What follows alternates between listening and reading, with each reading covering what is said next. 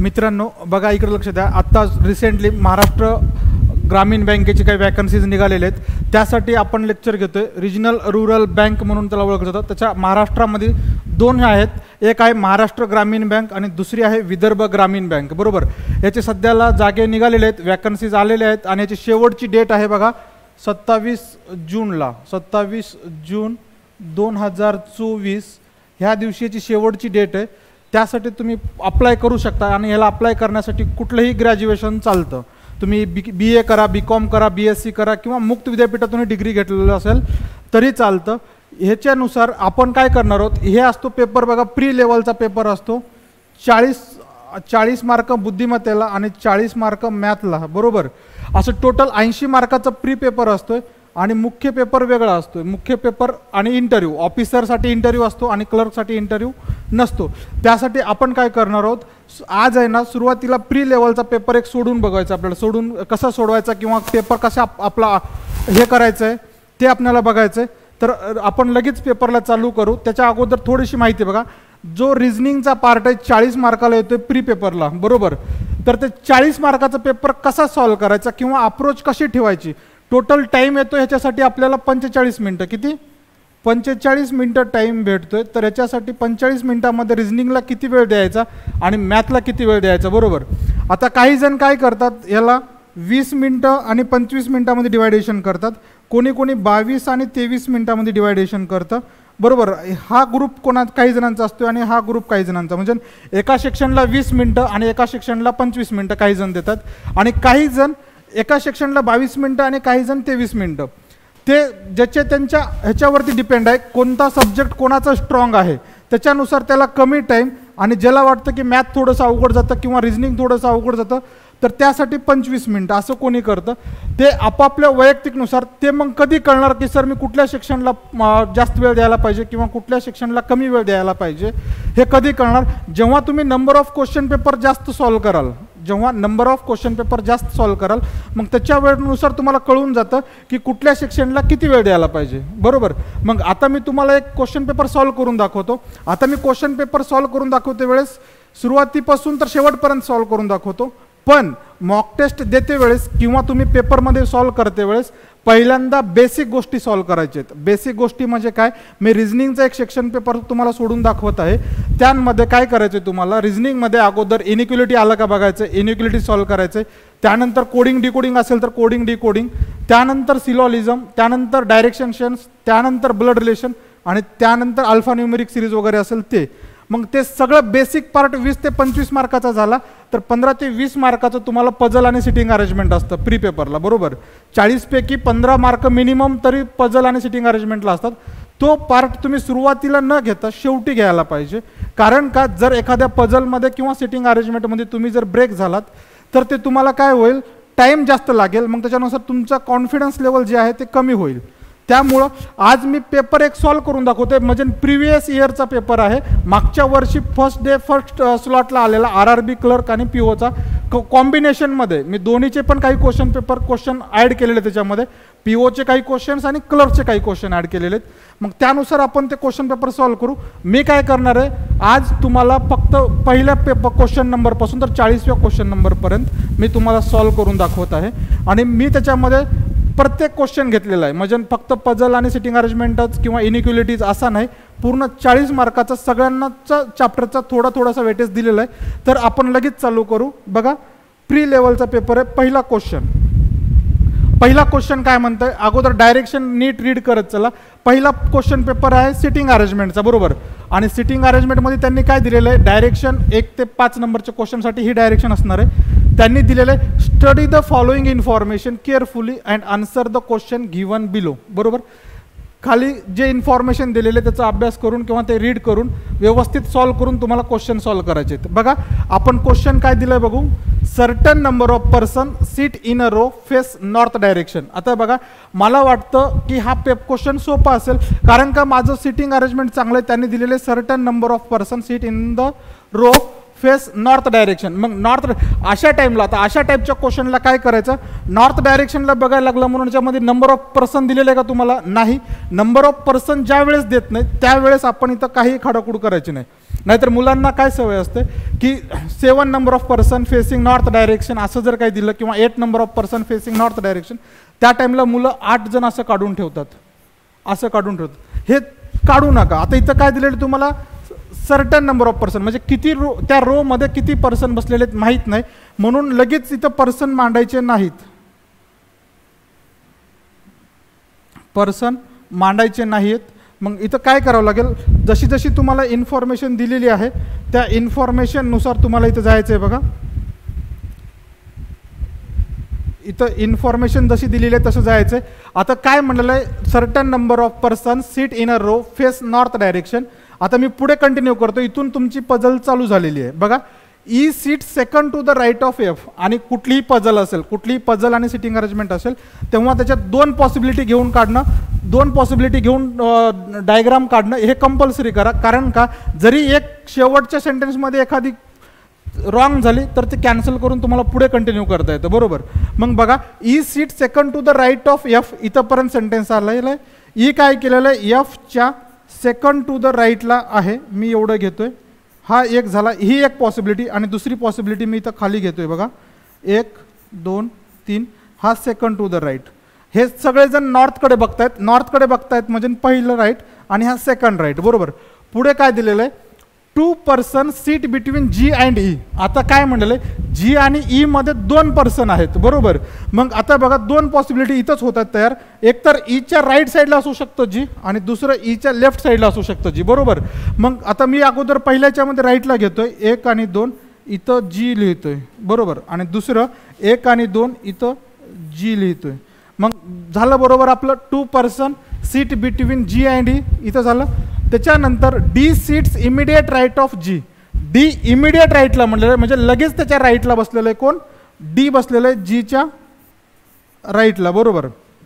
त्याच्यानंतर आता ही possibility cancel होते, जीच्या राईटला इथं ऑलरेडी एफ आहे इमिडिएट राईटला, त्याच्यामुळे ही पॉसिबिलिटी इथं कॅन्सल होते. मी ह्या एका पॉसिबिलिटीनुसार कंटिन्यू करतोय. बघा 2 पॉसिबिलिटी काढण्याचे फायदे. The number of person seats to the left of D is same as to the right of C. इथं काय म्हणलेलं आहे, the number of person seats to the left of D is same as to right of C म्हणलेलं आहे. म्हणजेच त्यांना काय म्हणायचं आहे, डीच्या लेफ्टला जेवढे लोक आहेत, डीच्या लेफ्टला जेवढे आहेत तेवढेच सीच्या राईटला आहेत असं त्यांना सांगायचं आहे. आता ह्याच्यामध्ये मी डीच्या लेफ्टला इथं किती जण आहेत मला सांगता येत नाही, कारण का ऑलरेडी आता 6 जण आहेत. पण एफच्या लेफ्टलाही काही जण असू शकतात, त्यामुळं मी आता हे करत नाही. आणि सीची पोझिशन काय मला कन्फर्म माहिती नाही आहे, म्हणून मी काय केलेलं आहे, हा डाटा इथं साईडला लिहून घेतलेला आहे. हा डाटा इथं साईडला लिहून घेतलेला आहे. परत पुढे बघा 4 person seat between D and H. D आणि एच, ऑलरेडी डी इथं आहे, डी आणि एच मध्ये 4 जण बसत आहेत. पण पुढे दिलेले बघा H who does not seat near F, म्हणजे इथं हे दिलेलं आहे, हा जे हू आलेला आहे ते एच साठी आलेला आहे. D and H, 4 person seat between D and H, H who does not seat near F, म्हणजे काय म्हणलेलं आहे, एच हे काढून टाकतोय मित्रांनो. बघा इकडं समोर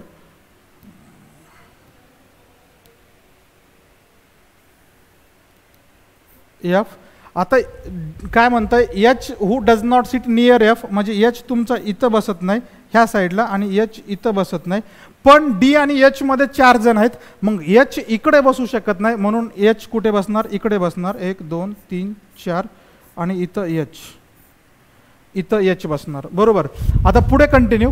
C seat second to the left of H. C, आता सी ची पोझिशन तुम्हाला भेटलेली आहे बघा. C seat second to the left of H इथं दिलेलं आहे. C seat second to the left of H, H इथं आहे. सेकंड लेफ्ट म्हटल्यानंतर फर्स्ट लेफ्ट आणि सेकंड लेफ्ट, सी इथं बसला तुमचा. बरोबर. त्याच्यानंतर पुढे कंटिन्यू करा. B seat second from the extreme end but not seat near E. तुम्हाला काय म्हणलेलं आहे, बी जे आहे second from the extreme end. Extreme end म्हटल्यानंतर राईट एंड आणि लेफ्ट एंड दोन्हीकडूनही बसू शकतो. दोन्हीकडूनही तो सेकंड नंबरला, दोन्हीपैकी कुठल्या तरी एका साईडनं तो, म्हणजेच बी तुमचं एका दोन्हीपैकी एका साईडनं सेकंड असणार आहे. सेकंड असणार आहे एक तर राईट साईडनं किंवा लेफ्ट साईडनं. पण इथं त्यांनी क्लिअर केलेलं आहे बघा, B seat second from the extreme end but, हा जो बट आलेला आहे तो आलेला आहे बी साठी आलेला आहे. जेव्हा बट आलेला आहे त्यांनी कशासाठी आलेलं आहे, बी साठी आलेलं आहे. But not seat near E म्हणलेलं आहे, म्हणजे बी पण तुमचं इथं बसणार नाही. बी पण तुमचा इथं बसणार नाही. आता इथं तर नाहीच बसू शकत, कारण का इथं दिलेलं तुम्हाला second from the extreme end. जरी एक्स्ट्रीम एंड आपण इकडून पकडलं तर 1 2 3 चौथा पोझिशन व्हायला लागलं. त्यांनी सांगितलं सेकंड पोझिशन, म्हणून बी इथं येत नाही. मग बी कुठे येणार, ह्या साईडला येणार. पण याच्या राईट साईडला किती जण आहेत माहीत नाही. पुढे कंटिन्यू करू. No one sit left of F, no one sit left of F म्हटल्यानंतर एफच्या इकडं कोणीच बसणार नाही लेफ्ट साईडला. मग आपली जी पोझिशन आहे वाढत गेली तर राईट साईडनं वाढत जाईल. मग ती कशी वाढेल मी तुम्हाला सांगतो. फक्त तुम्ही लक्षात ठेवा एफच्या लेफ्ट साईडला कोणी बसणार नाही. त्याच्यानंतर बघा A seat second to the left of G, A seat second to the left of G, G तुमचं ऑलरेडी आहे त्याच्या सेकंड टू द लेफ्टला ए आहे. बरोबर. आता हे झालं माझं, पण आता माझी पजल पूर्ण झाली नाही किंवा सिटिंग अरेंजमेंट माझी पूर्ण सॉल्व्ह झाली नाही. माझं डाटा इथं थोडंसं बाकी आहे. डीच्या लेफ्ट साईडला जेवढे आहेत तेवढेच सीच्या राईट साईडला आहेत. बरोबर. आता मला सांगा डीच्या लेफ्ट साईडला किती जण आहेत, 1 2 3 4 5 6 जण आहेत. मग मला सीच्या राईट साईडला पण 6 जण घ्यायला पाहिजेत. मग मी काय करणार, इथं ऑलरेडी 2 जण आहेत, 1 2 3 4 जण वाढवलं. आता इकडं पण काही वाढवता येणार नाही आपल्याला आणि इकडेही काही वाढवता येणार नाही. आणि आपली कुठली गोष्ट राहिली होती बघा, सी आणि एचची. C seat second to the left of H झालं.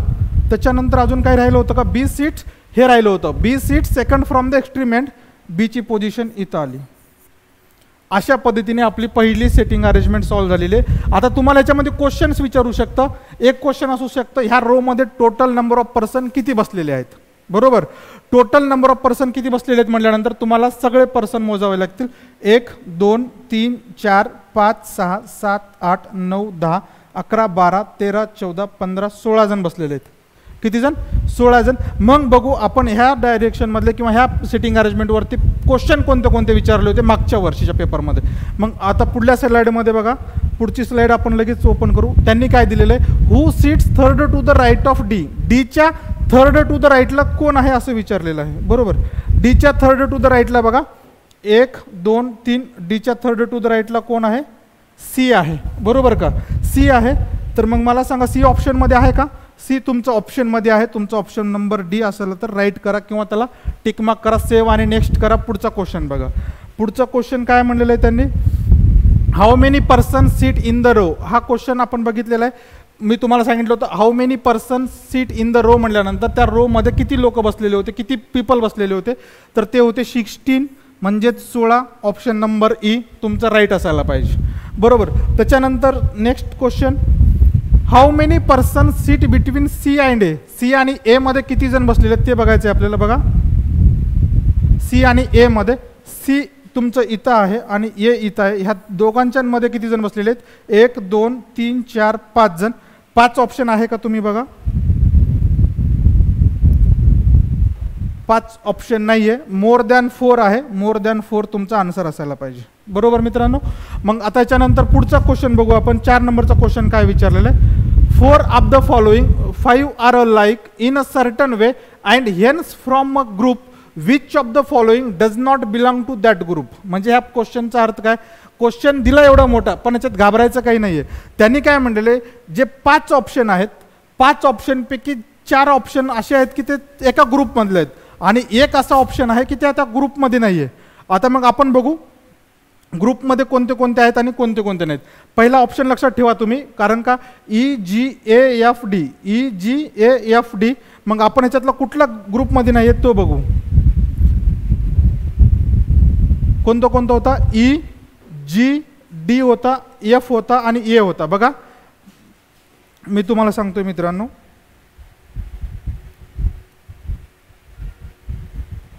E होता, G D आणि हा F आणि हा A हे ग्रुपमध्ये होते.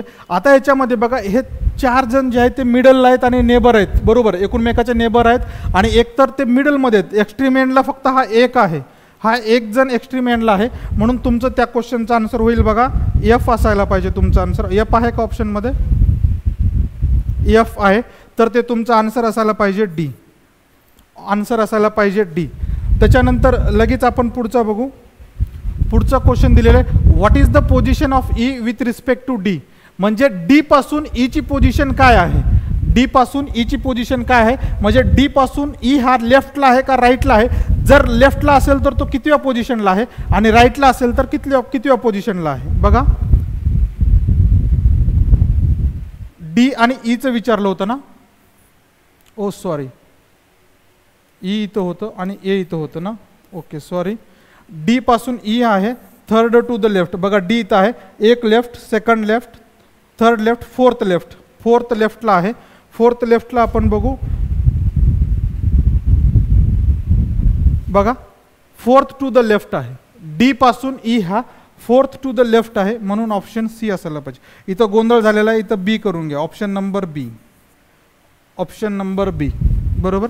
अशा प्रकारे आपले 5 क्वेश्चन एकदम सिंपल होते. हे तुम्हाला लागलं तर जास्तीत जास्त 1.5 ते 2 मिनटं लागायला पाहिजे. हे अशा टाईपचे पझल जास्तीत जास्त 1.5 ते 2 मिनटं पझल सॉल्व करून आणि क्वेश्चनचे आन्सर टिकायला. मी तुम्हाला एकदम समजून सांगतो बेसिकपासनं, जे की कुठल्याही मुलाचे डाऊट क्लिअर व्हावं अशा पद्धतीनं लेक्चर करायचं आहे आपल्यालाच. 1.5 ते 2 मिनटामध्ये हे सगळं सॉल्व झालं पाहिजे. ती एवढी सोपी पझल होती. क्लर्क लेवलला आपण एक्सपेक्टेशन करू शकता. आता हा क्वेश्चन मी याच्यामुळे घेतलेला आहे. आता इथून पुढं हे बघा, ह्याला म्हणतात आपण मॅथमॅटिकल कोडिंग म्हणा किंवा रो कोडिंग म्हणा किंवा अल्फाबेटिकल रो कोडिंग म्हणा. ह्याच्यामध्ये तुम्हाला काय विचारलं जातं, असे हे जे दिलेलं असतं नंबर ऑफ वर्ड्सचा group, number of alphabets group करून दिलेले असतात. ह्याच्यानुसार तुम्हाला याच्यावरती 5 मार्काला किंवा 4 मार्काला क्वेश्चन असतो पीओ आणि क्लर्कच्या प्रीला दोन्ही पेपरमध्ये. तर याच्यामध्ये बघा पहिला क्वेश्चन काय दिलेलं आहे त्यांनी. पहिला क्वेश्चन काय दिलेलं आहे बघा. If first and second letter of each word is interchanged. काय म्हणतं, if first and second letter of each word. Word म्हणल्यानंतर ह्या अल्फाबेट्सचा किंवा ह्या लेटरचा कॉम्बिनेशन म्हणजे हा वर्ड झाला बरोबर. आणि सिंगल आर जर पकडलं तर ते झालं तुमचं लेटर किंवा अल्फाबेट बरोबर. मग त्यांनी काय दिलेलं आहे, first and second letter of each word is interchanged then how many meaningful words will be formed.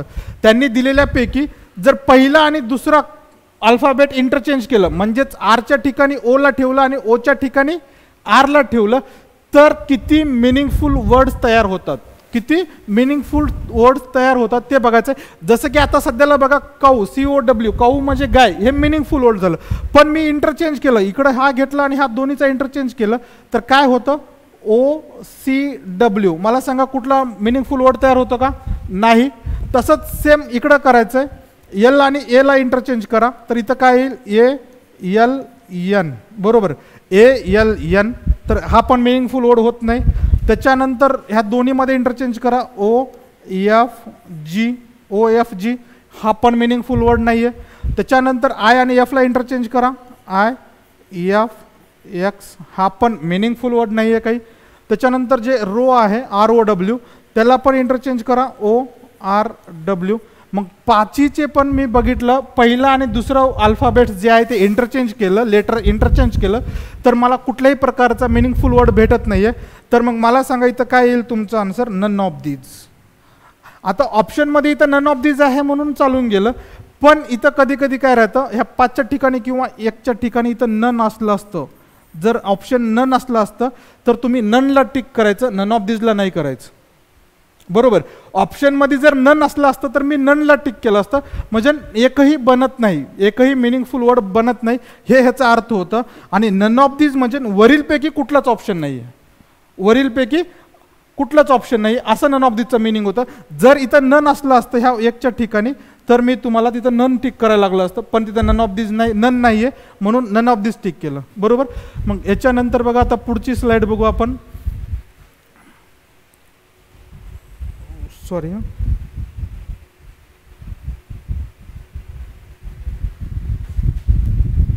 पुढची स्लाइड बघायची ना आपल्याला, 2 मिनिटं मित्रांनो. क्वेश्चन नंबर 7 बघा, त्यांनी काय दिलेलं आहे, if each consonant is changed. तोच आहे फक्त क्वेश्चन वरी लिहिलेलं आहे बघा. If each consonant is changed to its previous letter in the alphabetical series and each vowel is changed to its next letter in the alphabetical series, then how many words contain at least one vowel. How many words contain vowels म्हणजे किती at least 1 vowel म्हणलेलं आहे. म्हणजे त्यांनी काय म्हणलेलं आहे, जर कॉन्झोनंट असेल, कॉन्झोनंट म्हणजे कोणते, ह्या AEIOला सोडून बघा. कॉन्झोनंट्स म्हणल्यानंतर हे AEIO ओ यू हे 5 अल्फाबेट्स सोडून तुमचे हे वॉवेल्स आहेत. बाकीचे जे 26 अल्फाबेट्सपैकी हे 5 वॉवेल्स सोडून जे 21 कॉन्सोनंट्स आहेत त्यापैकी जे कोणी लेटर असेल तर ते अल्फाबेटिकल सिरीजमधला प्रिव्हियस, म्हणजे की जसं जर इथं एफ असेल हा कॉन्सोनंट आहे, एफच्या जागी त्यांनी काय घ्यायला सांगितलं, प्रिव्हियस लेटर म्हणल्यानंतर ई घ्यायला पाहिजे. असं घेऊन मग ते चेंज केल्यानंतर वॉवेल्सचा आणि कॉन्सोनंटचा ते सगळं प्रोसेस केल्यानंतर त्या वर्ड्समध्ये ॲटलिस्ट 1 वॉवेल असलं पाहिजे. असे किती वर्ड्स होतात ते बघायचे आपल्याला. बघा आर हे कॉन्सोनंट्स आहे, मग आरच्या अगोदरचा लेटर बघा, consonants is changed to its previous letter म्हणलेलं आहे. मग आरच्या अगोदरचं काय यायला पाहिजे, क्यू. आता ओ हा वॉवेल आहे, वॉवेलचा नेक्स्ट लेटर म्हणलेलं आहे. मग ओच्या नंतर काय येतं, ओच्या नंतर पी येतं आणि डब्ल्यू हा कॉन्सोनंट्स आहे, डब्ल्यूच्या अगोदरचा कोणता लेटर येतं बघा, व्ही येतं. तर तुम्हाला इथं व्ही. आता हा पूर्ण आपलं प्रोसेस झालेली आहे, म्हणजे वॉवेल आणि कॉन्सोनंटचं आपण चेंज केलेलं आहे. मग मला सांगा क्यू पी व्ही पैकी एक तरी वॉवेल आहे का, नाही.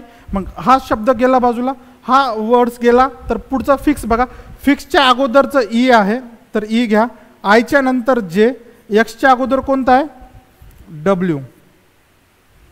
मग आता ह्याच्यामध्ये एक ॲटलिस्ट वॉवेल आहे बघा, वॉवेल आहे इथे, तर मग एक तयार झाला. परत इथं ईच्या अगोदर एफच्या अगोदर ई आहे, ओच्या नंतर पी, जीच्या अगोदर एफ. मग इथं पण एक वॉवेल आहे, वॉवेल इथे एक आहे आणि आपलं इथे एक वॉवेल आहे, म्हणजे 2 वर्ड्स भेटले आपल्याला. एलच्या अगोदर काय येईल, के, आणि एच्या अगोदर काही नसतं तरी झेड घ्यायचं, कारण का एच्या अपोजिट झेड असतं. एनच्या अगोदर काय असणार, एम, बरोबर, के झेड एम. मग इथं पण एक पण वावेल नाही आहे. मग सीच्या अगोदरचा बी, ओ वावेल आहे म्हणून पी, डब्ल्यू त्याच्या अगोदर काय येणार, व्ही, डब्ल्यूच्या अगोदर व्ही. मग मला सांगा फक्त 5 वर्ड्सपैकी ते पूर्ण कॉन्सोनंटचा प्रिव्हियस लेटर आणि वॉवेलचा नेक्स्ट लेटर घेतल्यानंतर फक्त 2 वर्ड्समध्ये ॲटलिस्ट 1 वॉवेल भेटतं, ॲटलिस्ट 1 वॉवेल भेटतं. मग तुमचा आन्सर असायला पाहिजे बी, तुमचा आन्सर असायला पाहिजे बी, बरोबर. त्याच्यानंतर 8 नंबरचा क्वेश्चन बघू आपण. If words are arranged according to the dictionary order, if words are arranged according to the dictionary order from left to right, which word is second from the right end. म्हणजे त्यांनी काय दिलेलं आहे, हे जे words दिलेले आहेत त्यांना अल्फाबेटिकल ऑर्डरमध्ये अरेंज करायला सांगितले. कोणा डायरेक्शनमधून, लेफ्टपासून, म्हणजे ह्या डायरेक्शनपासून तर इकडं कंटिन्यू. मग लेफ्टपासून राईटकडे ऑर्डर केल्यानंतर, अल्फाबेटिकल ऑर्डर केल्यानंतर त्यांनी काय विचारलेलं आहे, which word is second from the right end, म्हणजे राईट एंडकडून सेकंड कोणता येतो. आता ह्याच्यामध्ये बघा मी काय करणार, सेकंड आता इकडे जो येईल अल्फाबेटिकल ऑर्डरमधला मोठा येईल, बरोबर. मग मी रोमध्ये असा बघणार, सर सेकंड लास्टला येणारा वर्ड्स कोणता आहे, सेकंड लास्टला वर्ड येणार आहे बघा, आर येतो, आर लास्टला येतो, एल येतो. तुमचा आन्सर लॅन असायला पाहिजे. कसं आपण ते बघू. बघा अल्फाबेटिकली ऑर्डरमध्ये सी अगोदर येतं म्हणून सीचं इथं मी काऊ घेतलं, COW. त्याच्यानंतर सीच्या नंतर एफ दोन्ही पण आहेत, पण एफच्या नंतर फिक्स येईल का फॉग येईल. तर बघा हे दोन्ही लेटर सेम पोझिशनला आहेत. मग आपण तेव्हा सेकंड लेटरचं कंपॅरिझन करायचं. आय अगोदर येतं का अल्फाबेटिकलमध्ये, ओ अगोदर येतं, तर आय अगोदर येतं म्हणून इथं फिक्स येईल, फिक्स. त्याच्यानंतर फॉग, त्याच्यानंतर येईल तुमचं लॅन, नंतर आर, रो, LAN लॅन, आणि त्याच्यानंतर रो येईल. आता त्यांनी तुम्हाला काय विचारलं, राईट हँड कडून सेकंड कोणता वर्ड आहे, तर ते आहे हे तुमचं लॅन. आन्सर असायला पाहिजे तुमचं बी, इथं बी करा, ऑप्शन नंबर बी लॅन, बरोबर. चला पुढे कंटिन्यू करू. 9 नंबरचा क्वेश्चन परत बघा. If all the letters in each word are arranged according to the alphabetical order from left to right and then first and second letter are interchanged in each word, then how many meaningful words will be formed. त्यांनी काय म्हणलेलं आहे, अगोदर letter arrange करायचे alphabetical ऑर्डरमध्ये.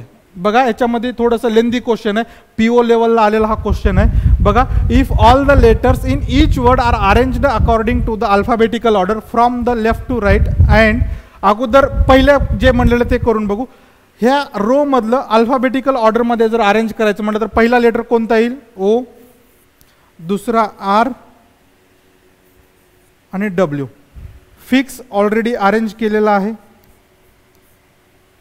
त्याच्यानंतर ह्याच्यामध्ये F G ओ, त्याच्यानंतर ह्याच्यामध्ये ए एल एन, त्याच्यानंतर याच्यामध्ये हा अरेंज केलेला आहे.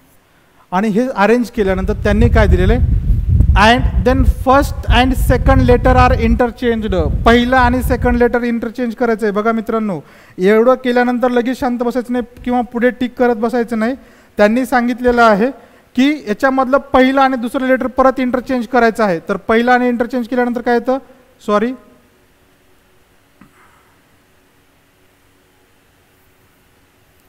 आर ओ डब्ल्यू हा आला.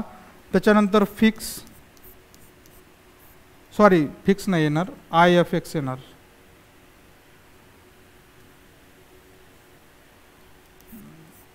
आय एफ एक्स पहिलं आणि दुसरं लेटर इंटरचेंज करायचं. त्याच्यानंतर जी एफ ओ, त्याच्यानंतर लॅन बरोबर येऊन जाईल जशाला तसा. आणि हा ओ सी डब्ल्यू बरोबर. मग ह्याच्यात तुम्हाला ओळखायचे मिनिंगफुल वर्ड्स किती आहेत. हा रो एक मिनिंगफुल वर्ड्स आहे. त्याच्यानंतर आय एफ एक्स नाही आहे, जी एफ ओ नाही आहे, लॅन हा एक मिनिंगफुल वर्ड्स आहे. बघा थोडासा वेळ लागतोय पण पेपर सॉल्व्ह होतोय, क्वेश्चन सॉल्व्ह होतोय. रो आणि लॅन असे दोन आहेत म्हणून इथं ऑप्शन आहे बघा 2.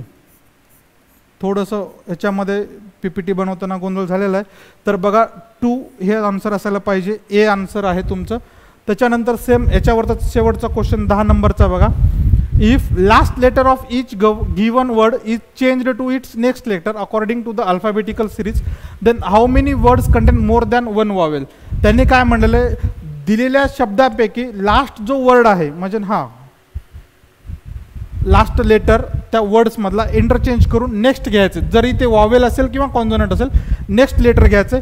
तर बघा आर ओ डब्ल्यूच्या नंतर काय येतं एक्स, त्याच्यानंतर एफ आय, एक्सच्या नंतर काय येतं वाय, त्याच्यानंतर एफ ओ, जीच्या नंतर काय येतं एच, एल ए ओ येईल, यांच्या जागी ओ येईल आणि त्याच्यानंतर सी ओ एक्स येईल बरोबर.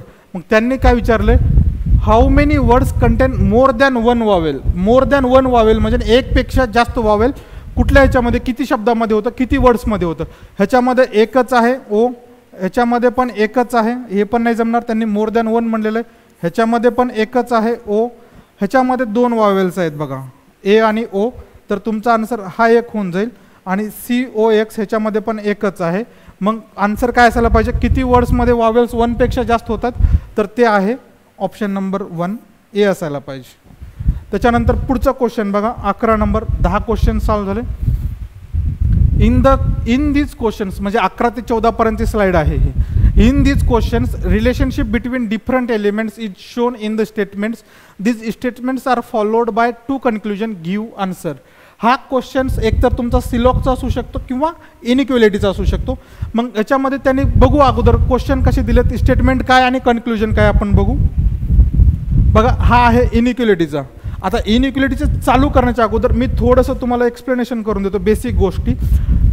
हा जो साईन आहे तुमचा, हा जो साईन आहे ग्रेटर दॅनचा आहे बरोबर, ग्रेटर दॅनचा आहे. आणि हा जो साईन आहे तो लेस दॅनचा आहे बरोबर. त्याच्यानंतर हा जो साईन आहे greater than or equal to, हा less than or equal to आणि हा आहे ग्रेटर इक्वल टू बरोबर. ह्या 5 साईनचा यूज करून तुम्हाला स्टेटमेंट्स देतील आणि कन्क्लुजन ह्याच्याच आधारे काढायचे. तर मी काय म्हणतो, यांना ग्रेटर दॅन आणि लेस दॅन न म्हणता मी यांना काय म्हणतो, आपल्या मराठी शब्दामध्ये आपल्या फॅमिली मार्फत बघा आजोबा म्हणेल, आजोबा म्हणेल. आणि यांना जे आहे आई वडील किंवा काका काकू म्हणलं तरी चालतं, आई वडील, आई वडील. आणि ह्याला काय म्हणायचं तर स्वतः आपण समजून घ्यायचं, आपण स्वतः क्वेश्चन सॉल्व्ह करते वेळेस. कशासाठी, जर बघा घरामध्ये जर काही झालं, कोणासोबत काही वादविवाद झाला तर आजोबा जे सांगतील तेच ऐकावं लागतं. जर आजोबा नसले, आजोबा जर त्या मीटिंगमध्ये नसते, मग जे आपले आई वडील किंवा काका काकू असतील त्यांचं ऐकावं लागतं. आपलं कोण ऐकणार आहे का, आपलं कोणीच नाही का. बघा जर मी तुम्हाला इथं दिलं A is greater than B, B is greater than or equal to C, C is equal to D. बघा जर याच्यामध्ये जर विचारलं, आता मी इथं आजोबा आहेत, आजोबा कोणाकडे रेफरन्स करतायत ए कडे, आई वडील कोणाकडे आहेत बी कडे, आणि C is equal to D, म्हणजे आपण आणि हा सेम वयाचे होत, बरोबर. मग आता जर तुम्हाला ऑप्शनमध्ये दिलं A is greater than D, मला सांगा आजोबा आहेत मीटिंगमध्ये, आई वडील आहेत आणि आपण आहोत, मग खरं कोणाचं ठरलंय? आजोबांचं ठरलेलं आहे, बरोबर. म्हणून मी काय करतो याला सोप्या भाषेमध्ये, जरी लेस दॅनचं असलं, बघा,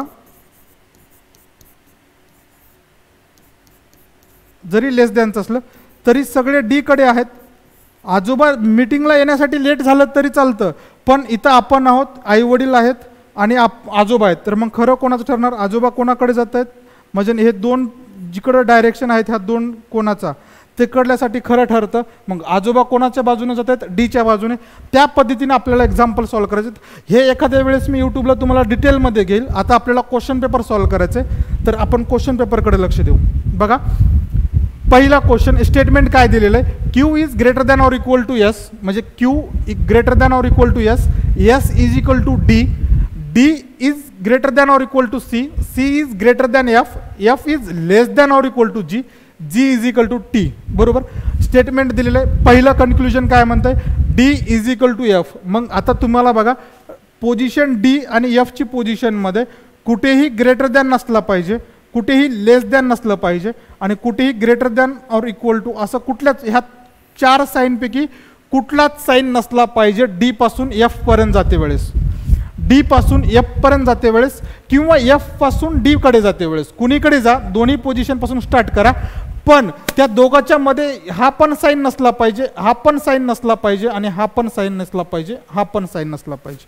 चारही साईन नसले पाहिजेत. मग बघा, डी कुठे आहे तुमचं? डी आपलं इथे आहे, डीच्या नंतर एफ इथं आहे, पण मला सांगा डी आणि एफच्या मध्ये आपल्याला हे चारीपैकी कुठलाच साईन नको होता, ऑलरेडी आहेत, म्हणून पहिला ऑप्शन तुमचं कॅन्सल, येत नाही, बरोबर.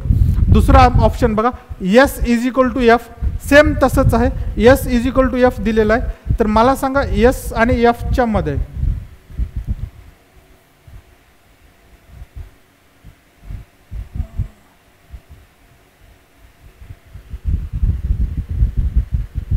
एस आणि एफच्या मध्ये ऑलरेडी इथं ग्रेटर दॅन आहे आणि इथं greater than or equal to आहे, म्हणून दोन्ही ऑप्शन येत नाहीत. ज्या वेळेस दोन्ही ऑप्शन चुकीचे असतात तेव्हा तुमचा आन्सर असेल neither conclusion first nor second is true, बरोबर. आता कधी कधी कोण्या कोण्या ऑप्शनमध्ये दोन्ही चुकीचे असतात, पण आयदर आर येऊ शकतो. आयदर ऑर येतं कधी? जेव्हा तीन सिम्बॉलचं कॉम्बिनेशन असायला पाहिजे, तर तेव्हा आयदर ऑर येतं. इथं दोनच सिम्बॉल, एकच सिम्बॉल आहे फक्त, इक्वल टू, म्हणून तुमचं आन्सर येतं neither first nor second is true, बरोबर. आता दुसरा क्वेश्चन घेऊ. बघा, स्टेटमेंट दिलेलं आहे, फक्त आता मी डायरेक्ट काय करणार, आपल्याला सॉरी इथं थोडीशी चुकीची झालेलं आहे, दोन्ही ठिकाणी जे जे आलेलं आहे, दोन्ही ठिकाणी जे जे आलेलं आहे, काय आहे रे, दोन्ही ठिकाणी जे जे आलेलं आहे बघा, थोडंसं मी करेक्शन करून घेतोय, थोडंसं पीपीटी बनवते वेळेस हे झालेलं आहे. क्वेश्चन नंबर 12,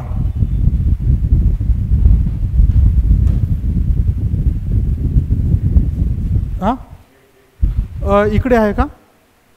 ह्या जेच्या ठिकाणी झेड आहे ना, बरोबर का? हां बघा, एवढं करेक्शन आहे, ह्या जेच्या ठिकाणी झेड आहे, म्हणजेच तुम्हाला झेड पासून जे पर्यंत जायचं आहे. झेड पासून जे पर्यंत जाते वेळेस बघा, झेड पासून जे कुणीकडे असू द्या, जे कडे जाते वेळेस प्रत्येकांचा चेहरा जे कडे असलं पाहिजे, प्रत्येकांचा चेहरा जे कडे झेड कडे असला पाहिजे. एकही जर चेहरा जे कडे असेल, एकही जर जे कडे चेहरा असेल तर ते तुमचं कन्क्लुजन फॉल्स होतं. बघा, झेड इथं आहे, झेड पासून इथं आपण आहोत, इथं आजोबा आहेत आणि इथं आजोबा आहेत, दोन्ही आजोबा आपल्याकडे मीटिंगला आहेत आणि सोबत आपण आहोत. मग जे आजोबा म्हणतील तेच खरं होईल. आजोबा काय म्हणतायत? झेडकडे जास्त असायला पाहिजे, मग झेडकडे जे आहेत, इथं पण झेडकडे जे दाखवते, म्हणून पहिलं बरोबर आहे. दुसरं बघा,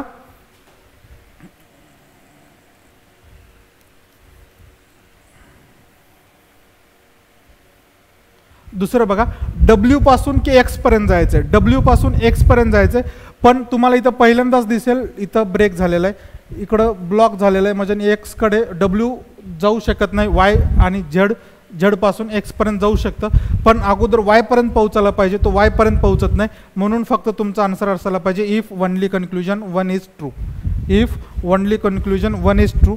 त्याच्यानंतर पुढे बघा, G is greater than or equal to V. मी काय म्हणतोय, लेस दॅनचं काय घेत नाही, थोडंसं अवघड जातं ते घेते वेळेस. मी डायरेक्टली काय करणार, G is greater than or equal to V असं जरी लिहिलं आणि असं जरी लिहिलं तरी काही फरक पडणार आहे का हो? सॉरी,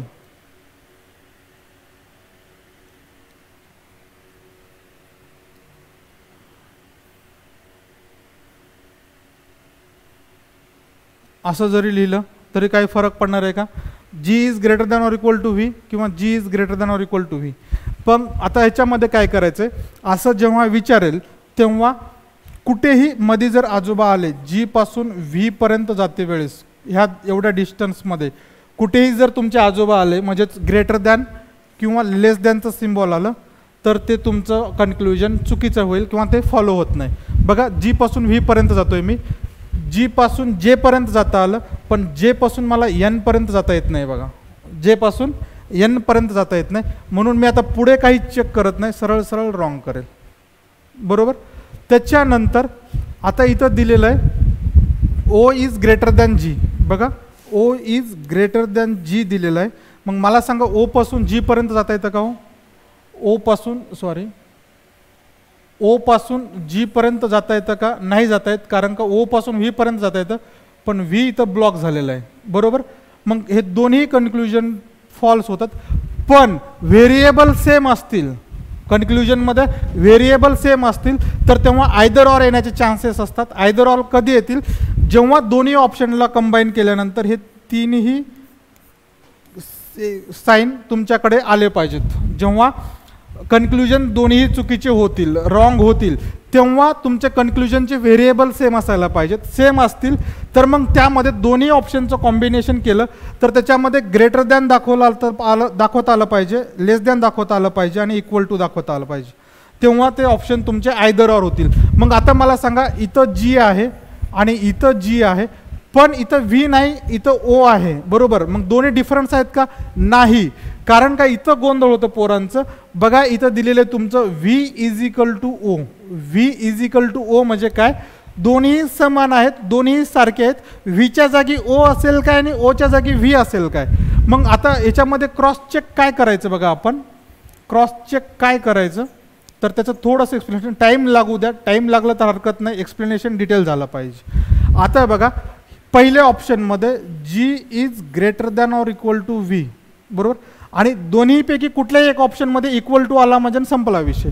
पण इथं ह्या ऑप्शनमध्ये जी ग्रेटर दाखवतंय आणि दुसऱ्या ऑप्शनमध्ये बघा जी लेस दाखवतंय, जी लेस दाखवते. आता तिन्हीचं कॉम्बिनेशन झालं का नाही? बघा, तीन साईन ह्या दोन ऑप्शनला मिसळून तीन साईन आले का नाही? बघा, एक ग्रेटर दॅनचं आलंय म्हणजे जी एक वेळेस मोठा दाखवलेला आहे, एक वेळेस जी इथं लहान दाखवलेला आहे. आणि इक्वल टू जरी इथं आला, जरी इथं दाखवायचं नसेल तुम्हाला इक्वल टू, जरी इक्वल टू इथं यायच्याऐवजी इथं जरी आला तर इक्वल टू समान आहे, कुणीकडे ठेवा.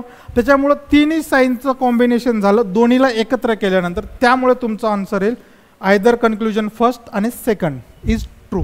बरोबर.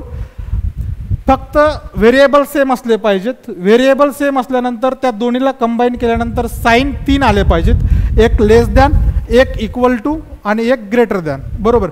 आणि जर दोन्हीचं कॉम्बिनेशन केल्यानंतर जर असं असेल मित्रांनो,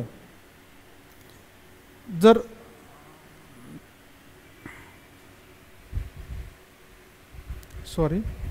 जर दोन्हीचं कॉम्बिनेशन केल्यानंतर इथं होत नाही, मी इकडे घेतोय G is greater than O आणि दुसरं कॉम्बिनेशन जर तुमचं असं आलं O is less than or equal to G, तुम्ही म्हणसाल सर इथं ग्रेटरचं दाखवतंय आणि इथं लेसचं दाखवलं आहे, ते बरोबर आहे का? आयदर ऑर येतं का? तर ते आयदर ऑर येत नाही. कारण का? बघा, इथं पण जी मोठाच दाखवतोय, तुम्हाला कन्फर्म सांगतोय जी मोठा आहे, आणि इथं पण मोठाच दाखवतोय, लहान दाखवत नाही. त्याच्यासाठी एका ठिकाणी एक व्हेरिएबल लहान असला पाहिजे, एक मोठा असला पाहिजे. त्याच्यामुळं हे तुमचं नायदर नॉरच येतं, इथं आयदर ऑर येत नाही. आयदर ऑर कुठे येईल? तर इथं येईल. त्याच्यानंतर पुढचा क्वेश्चन बघा, F is greater than B. F is greater than B म्हणजे एफ पासून बी पर्यंत जायचं आहे, पण तुम्हाला इथून इथंच ब्लॉक केलेला आहे. ब्लॉक केलेला आहे म्हणजे तुम्हाला जाता येणार नाही, म्हणून पहिलं चूक. दुसरं बघा, X is greater than or equal to W. आता X is greater than or equal to W दाखवलेला आहे, पण एक्स पासून डब्ल्यू कडे जाते वेळेस तुम्हाला कुठेही आजोबा नको आहेत. जरी एक्स कडे चेहरा करून असतील आजोबा, तरी तुम्हाला आजोबा नको असले पाहिजेत. नको आजोबा जर आले तर समजून घ्यायचं तिथं ते चुकलेलं आहे. बरोबर. आता बघा एक्स पासून डब्ल्यू पर्यंत, एक्स इथं आहे आणि डब्ल्यू इथं आहे. इथं आजोबा आलेले आहेत, एक्स कडेच आहेत, तरी चालत नाहीत, म्हणून दोन्ही चुकीचे आहेत. दोन्ही चुकीचे आहेत, म्हणून तुमचा ऑप्शन असायला पाहिजे नायदर 1 नॉर 2. त्याच्यानंतर पुढे बघा, इथं काय दिलेलं आहे? हां, बॉक्सची पझल आहे. बॉक्सची पझल आहे. बॉक्सची पझल दिलेली आहे, आपण सॉल्व्ह करू, काही फरक पडत नाही. फक्त 6 बॉक्सेस दिलेले आहेत त्यांनी. एक्झाममध्ये प्री लेवलला 6, 7, 8 बॉक्सेस येतात, किंवा मेन्स लेवलला पण बॉक्सवरची पझल येते, पण सिंगल व्हेरिएबलची येत नाही, डबल किंवा 3 व्हेरिएबलची येऊ शकते. तर मग बघा 6 बॉक्सेस कोणते कोणते आहेत बघा मित्रांनो, B, Q, R, S, T आणि डब्ल्यू. हे 6 बॉक्सेस दिलेले आहेत. Are arranged one above the other, म्हणजे एकावरती एक अरेंज केलेलं आहे. ते कशा पद्धतीनं अरेंज केलेले त्यांनी इथं दिलेलं आहे बघा, but not necessarily in the same order, म्हणजे ह्या ऑर्डरमध्ये केले असतील अरेंज असं काही नाही आहे, ते नेसेसरी नाही आहे ह्या ऑर्डरमध्ये अरेंज केलेत असं म्हणून. मग पण आता तुम्हाला बघा, मी तुम्हाला सांगितलेले कुठलीही पझल असेल, कुठलीही सेटिंग अरेंजमेंट असेल, तर तुम्हाला 2 पॉसिबिलिटी घेऊन सांगितलेत. बरोबर, 2 पॉसिबिलिटी घ्यायला सांगितलेले आहेत. मग त्याच्यामध्ये बघा 3 boxes are placed between box R and S. 3 boxes आहेत आर आणि एस मध्ये, पण तुम्हाला कुठला बॉक्स कोणाच्या वरी आहे, आर वरती एसच्या आहे का एस हा आरच्या अबोव आहे हे माहिती नाही आहे. बरोबर, म्हणून मी 2 पॉसिबिलिटी घेतोय. एका पॉसिबिलिटीमध्ये आर अबोव घेतोय. आर जर इथं घेतला तर 1, 2, 3 हा एस, आणि एका पॉसिबिलिटीमध्ये एस अबोव घेतोय 1, 2, 3 इथं आर. हे 2 पॉसिबिलिटी आपले झाले. आता बघा टोटल 6 बॉक्सेस आहेत आणि तुमचे 5 बॉक्सेस अरेंज झालेले आहेत. बघा 1, 2, 3, 4, 5, 1, 2, 3, 4, 5, 5 बॉक्सेस अरेंज झालेले आहेत. एक जो बॉक्स आहे तो एकतर इथं आरच्या वर येऊ शकतो किंवा एसच्या खाली येऊ शकतो. परत सेम तसंच एक बॉक्स इकडं वर येऊ शकतो किंवा इकडं खाली येऊ शकतो. ते आपल्याला कन्फर्मेशन अजून आलं नाही आहे. मग पुढे बघू, box Q is placed just above the box B.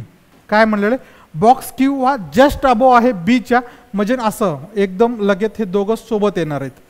Q आणि बी सोबत येणार आहेत, पण दोघांची प्लेस कुठे असणार आहे माहीत नाही. बघा क्यू आणि बी इथं बसू शकतात, क्यू आणि बी इथं बसू शकतात, हे 2 पॉसिबिलिटी. क्यू आणि बी इथं बसू शकतात, क्यू आणि बी इथं बसू शकतात.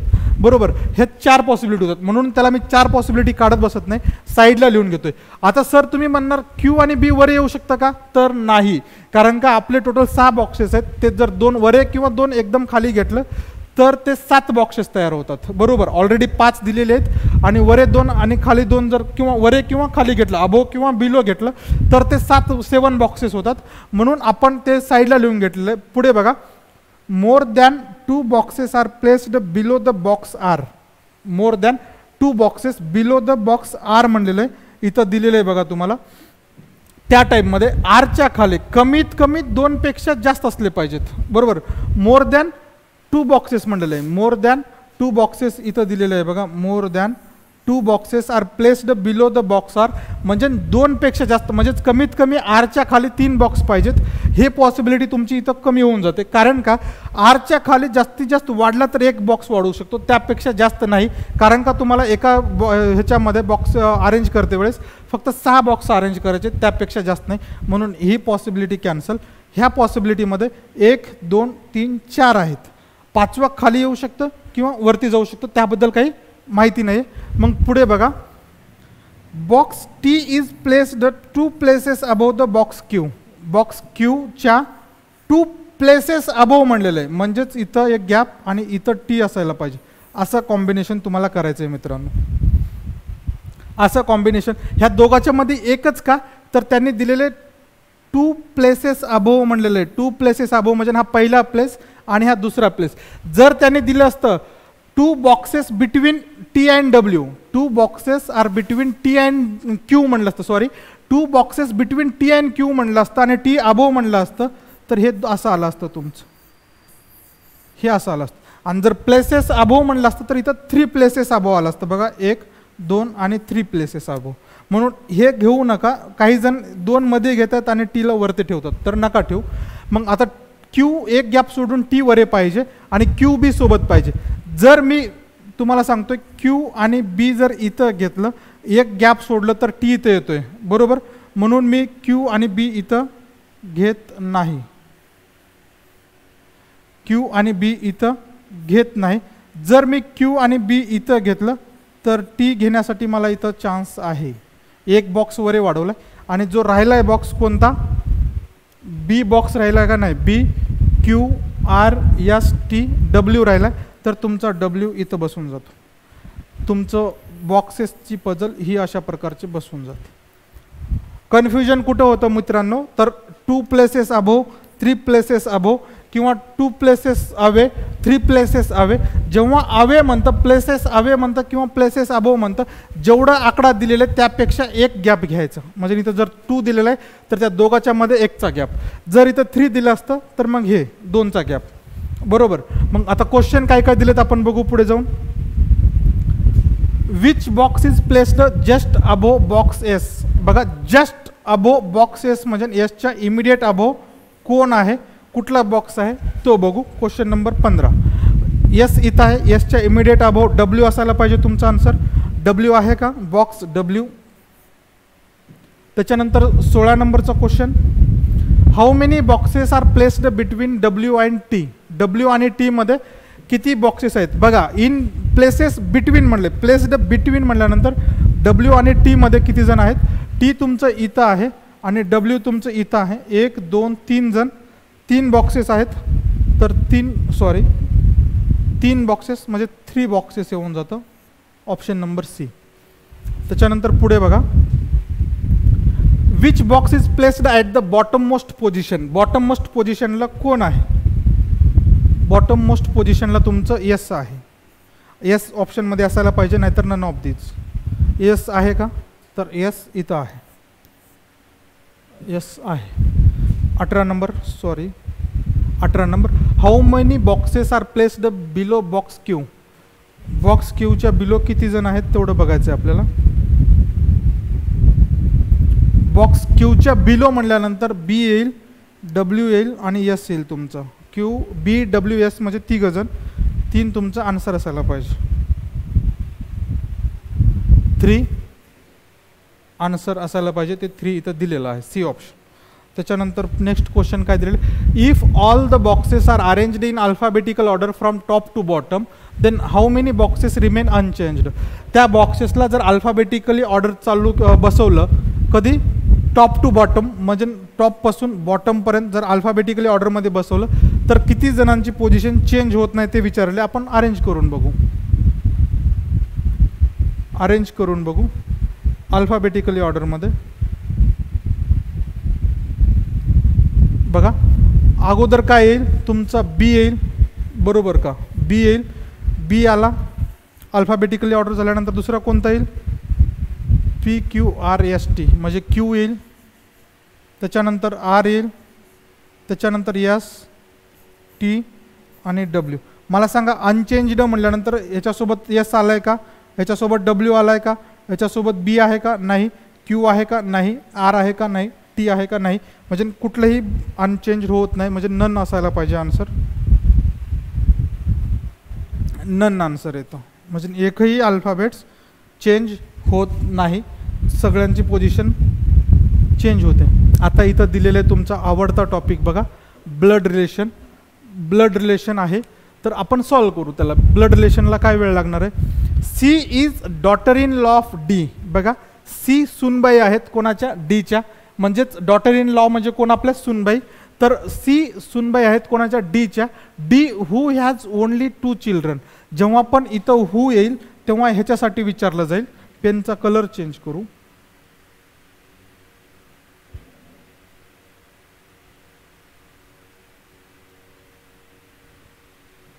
बघा, हू जेव्हा पण येईल तेव्हा डी साठी असेल. जर ह्या ठिकाणी अँड किंवा बट आलं असतं, अँड किंवा बट आलं असतं तर ते झालं असतं इकडे, म्हणजे पूर्ण सेंटेन्सचा मिनिंग चेंज झाला असतं. अँड किंवा बट पझलमध्ये किंवा सिटिंग अरेंजमेंट जेव्हा आपण हू असेल ते सोबतच्या सोबत असेल आणि अँड किंवा बट असेल तर ते अगोदरच्या ह्याच्यासाठी असेल. बरोबर, एवढं लक्षात ठेवा, तुम्हाला कन्फ्युजन होणार नाही. C is daughter in law of D who has only 2 children. 2 children कोणाला आहेत म्हणलं, सीला का डीला, तर डीला 2 चिल्ड्रन आहेत. मी 2 चिल्ड्रन डीचे घेतोय बघा, डीला 2 चिल्ड्रन आहेत. आता 2 चिल्ड्रन म्हटल्यानंतर मित्रांनो मेल आहेत का फिमेल आहेत माहिती नाही, तेव्हा जेंडर डिफाईन होत नाही. फक्त आता जाऊ द्या समजून घ्या बघा. C is daughter in law of D, सुनबाई आहेत. सुनबाई म्हणजे कोण? मुलाच्या वाईफ बरोबर. जो कोणी डीचा मुलगा असेल, डीचा मुलगा असेल त्याची वाईफ कोण आहे? सी आहे. त्याची वाईफ कोण आहे? सी आहे. C is daughter in law of D म्हणल्यानंतर सुनबाई झाल्या. त्याच्यानंतर A is grandmother of F who is niece of B. बघा इथं अवघड आहे. A is grandmother of F who is niece of B. बीची नीस आहे म्हणजेच भाची आहे कोण? एफ. एफ हे बीची नीस आहे म्हणजे बीच्या भावाच्या किंवा बहिणीची मुलगी आहे कोण? एफ. आणि एफची ग्रँडमदर आहे कोण? ए. ए ग्रँडमदर आहे. आता याच्यामध्ये बीचं पण अजून काही जेंडर डिफाईन नाही आहे बरोबर. त्याच्यानंतर बघा बी इज सिस्टर ऑफ ई. बी बहीण आहे कोणाची? ईची. And child of D. And child of D. Me and आल्यानंतर अगोदरच्यासाठी म्हणून इथं सांगितलेलं आहे तुम्हाला अगोदरच. बघा बी इज सिस्टर ऑफ ई. ईची बहीण आहे बी आणि चिल्ड्रन आहे म्हणजेच मुलगा किंवा मुलगी. मुलगीच होईल कारण का इथं सिस्टर तुम्हाला डिफाईन केलेलं आहे जेंडर. मग डीची मुलगी आहे. मला सांगा मुलगी म्हटल्यानंतर तुमचं बी इथं येणार आहे का? नाही, कारण का इथं मेल असायला पाहिजे. तिथं फिमेल आहे, मुलगी आहे कोण? B. B is sister of E and child of D.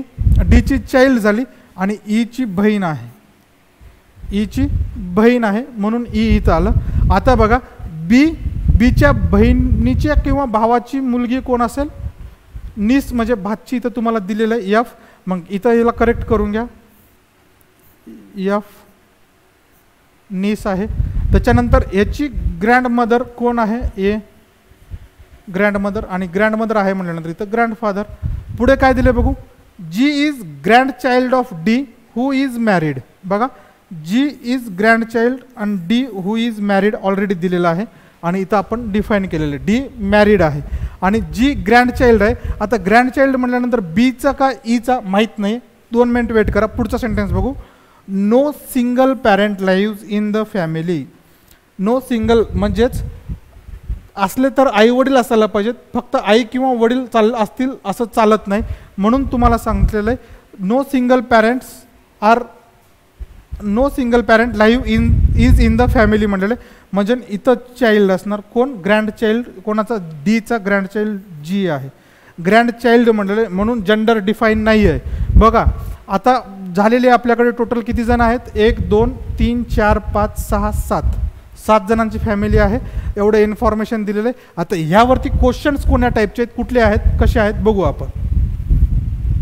How is G related to C. How is G related to C म्हणलेलं म्हणजे सीची जी कोण आहे? सीची जी कोण आहे? बघा सी ऑलरेडी इथं आहे. सी इथं आहे तर जी इथं आहे. जीची आई आहे सी बरोबर का? पण त्यांनी काय विचारलेलं जी कोण आहे सीचं? एकतर मुलगा असू शकतं किंवा मुलगी. जेंडर डिफाईन नाही. एकतर सन किंवा डॉटर. सन किंवा डॉटर तुमचा आन्सर असायला पाहिजे. बघा सन आणि डॉटर दोन्ही पण आहेत. इथं बी करा. सन आणि डॉटर दोन्ही पण आहेत पण कन्फर्म सांगता येत नाही सन आहे का डॉटर आहे माहीत नाही. म्हणून खाली ऑप्शन बघा आयदर सन और डॉटर आहे. आयदर सन और डॉटर. ई ऑप्शन येऊन जाईल. ई ऑप्शन येऊन जाईल. परत पुढचं बघा. 4 of the following 5 are alike in a certain way and thus form a group who among the following does not belong to the group. बघा 5 ऑप्शनपैकी इथं डी आहे. इथं डी आहे. 5 ऑप्शनपैकी 4 ऑप्शन वेगळे असणार आणि 1 ऑप्शन वेगळा असणार. आता वेगळा याच्यात सर ब्लड रिलेशनमध्ये कसं असू शकतं? याच्यापैकी दिलेल्यापैकी 4 ऑप्शनमध्ये मेलचं जेंडर असू शकतं किंवा 4 ऑप्शनमध्ये फिमेलचं जेंडर असू शकतं. 1 ऑप्शन असेल जर 4 ऑप्शन मेलचे असतील तर 1 फिमेलचा असू शकतो. फिमेलचा. आणि किंवा 4 फिमेलचे असतील तर 1 मेलचा असू शकतो. 1 मेलचा असू शकतो. मग जे 4 मेल असतील तर तुमचा आन्सर फिमेलवाला असायला पाहिजे. 4 फिमेल असतील तर हे मेलवाला तुमचं ऑप्शन असायला पाहिजे. आपण चेक करू कोणते कोणते ऑप्शन होते. सॉरी माझ्या लक्षात नाही.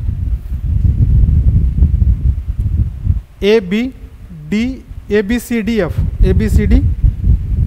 बरोबर ना. ABCDF बघा मी पेनचा कलर चेंज करून सांगतोय तुम्हाला. ABCD आणि EF. आता ह्याच्यातले बघा ABCD आणि EF ह्याच्यापैकी ABCF हे फिमेल आहेत बरोबर का. फिमेल आहेत आणि D हा एक मेल आहे. म्हणून तुमचा आन्सर D असायला पाहिजे. तुमचा आन्सर D असायला पाहिजे. म्हणजे सी ऑप्शन. आन्सर D पण सी ऑप्शन. 4 फिमेलचे ऑप्शन आहेत आणि 1 मेलचा आहे म्हणून तिथं ऑप्शन सी होऊन जाईल. आता हा बघा हा येतो एका मार्काला क्वेश्चन. जर तुम्हाला मिनिंगफुल काय दिलेलं आहे. हां मिनिंगफुल वर्ड शोधायचा आहे. ह्या प्रोडक्शनमधला प्रोडक्शन घेऊन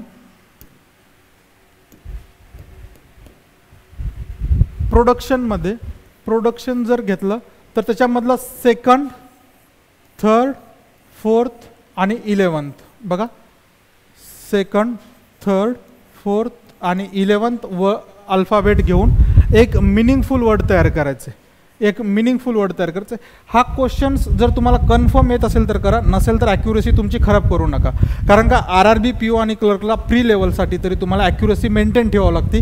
जेवढी ॲक्युरेसी जास्त असेल तेवढं तुमचा रिझल्ट येण्याचे चान्सेस आहेत. जर येत नसेल तर सरळ स्किप करा. एक क्वेश्चन देवाला दिलाय म्हणून समजून घ्यायचा. क्वेश्चन पेपरमध्ये इगोवरती जाऊन त्याला सॉल्व करू नका. रिप्रोडक्शनमधला दुसरा काय शब्द आहे E. तिसरं काय आहे P. चौथं काय आहे R. 5वं, 6वं, 7वं, 8वं, 9वं, 10वं, 11वं O दिलेलं. आता ह्याला 4 वर्ड्सला तुम्ही कुठल्याही पद्धतीने अरेंज करा पण त्याच्यापासून मिनिंगफुल वर्ड किती तयार होतात ते चेक करायचे. त्यांनी पुढे काय दिले बघा. Then which of the following will be the fourth letter of the meaningful word thus formed.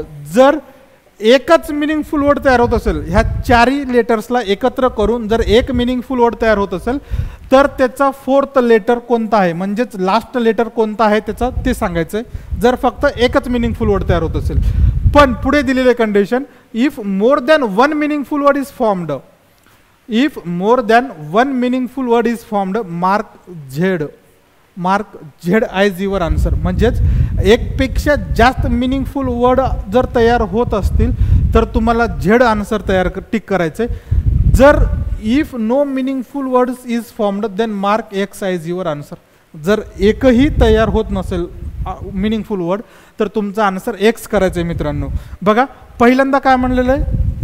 एकच मिनिंगफुल वर्ड तयार होत असेल तर शेवटचा अल्फाबेट कोणतं आहे ते सांगायचं आहे. जर एकपेक्षा जास्त मिनिंगफुल वर्ड्स तयार होत असतील तर त्याचा आन्सर तुम्हाला झेड दाखवायचं आहे, झेड सांगायचं आहे. आणि जर फक्त एकही शब्द तयार होत नसेल मिनिंगफुल वर्ड एकही तयार होत नसेल तर तुमचं एक्स आन्सर असायला पाहिजे. तर चला बघू आपण. पहिला शब्द तयार करतोय बघा मी आरला घेतोय ROPE रोप म्हणजेच तुम्हाला सांगतो आपण न्यूजमध्ये ऐकतोय बघा टेकड्यावरून जाताना रोपवेनं प्रवास केलेला आहे. रोपवे म्हणजे गडावरती किंवा कडावरती जाण्यासाठी जे मार्ग तयार केला जातो रोपवे मार्ग म्हणतात. त्याला रोप म्हणलं तरी चालतं म्हणजे दरीचा मार्ग रोप. दुसरं एक येऊ शकतं बघा रेपो. लगेच दिसून आलं मला रेपो. तुम्ही बँकिंगची तयारी करताय तर तुम्हाला माहिती असायला पाहिजे रेपो रेट असतं आपल्या बँकिंगमध्ये. रिव्हर्स रेपो रेट त्याच्यातला रेपो शब्द हा एक म्हणजे एकापेक्षा जास्त तुम्हाला एक्झामसाठी एवढं बस आहे. त्यांनी काय दिलेलं आहे if more than one meaningful word is formed mark Z. एकापेक्षा जास्त बनलेलं आहे. टाईम जास्त इन्व्हेस्टमेंट करायचं नाही. एकापेक्षा जास्त बनला आन्सर काय पाहिजे झेड. तुम्ही झेड टिक करून द्या. पुढे बाकीचे बनतील नाही बनतील ते वेगळी गोष्ट पण कमीत कमी एक असायला पाहिजे. किंवा कधी कधी काय होतं एकही शब्द मिनिंगफुल बनत नाही. मग जर तुमची होकॅब चांगली असेल इंग्लिशवरती चांगली कमांड असेल तर अशा टाईपचा क्वेश्चन सोडवायला काही हरकत नाही. बघा पुढचं नंतरचं क्वेश्चन. परत RRBची आवडती पझल म्हणलं तरी चालतं. कोणती आहे? डिपार्टमेंट वाईज पझल आहे.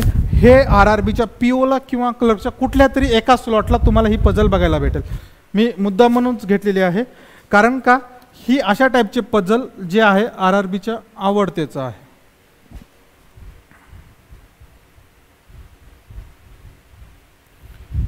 तर काय दिलेलं आहे बघा, 7 person are designated at 7 different designations. 7 लोक आहेत, 7 जणांची पोझिशन दिलेले आहे. एखाद्या कंपनीचे वर्कर्स असतील किंवा एखाद्या कंपनीचे डिपार्टमेंट वाईज त्यांचं हे असेल. सिनियर एक्झिक्युटिव्ह एक आहेत, एक्झिक्युटिव्ह आहेत, SO, HR, product head, ST and admin. म्हणजे हे 7 पोझिशनवाले लोक आहेत इन अ कंपनीमधले. The designation are given in decreasing order such as the senior executive is the senior most designation. म्हणजे सिनियर एक्झिक्युटिव्ह जे कोणी आहेत ते सर्वात मोठे पोझिशनवरती आहेत. मग मी त्या पोझिशन वाईज हे करून घेतो, अरेंज करून घेतो. बघा, पहिले आहेत सिनियर एक्झिक्युटिव्ह, बरोबर.